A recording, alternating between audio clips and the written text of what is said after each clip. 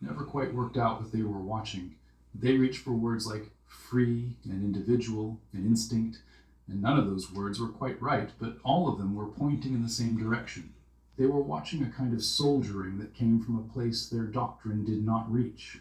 They were watching, in essence, what their own great theorists had described and never quite been able to produce.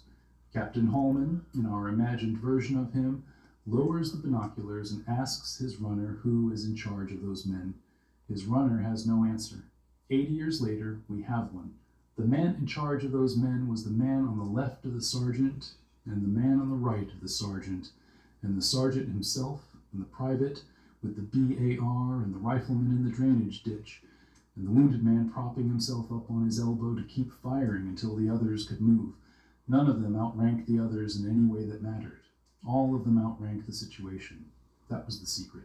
The Germans never broke it because there was nothing to break. There was no code. There was just 12 men who had been raised long before they ever put on a uniform in a country that had never taught them how to wait.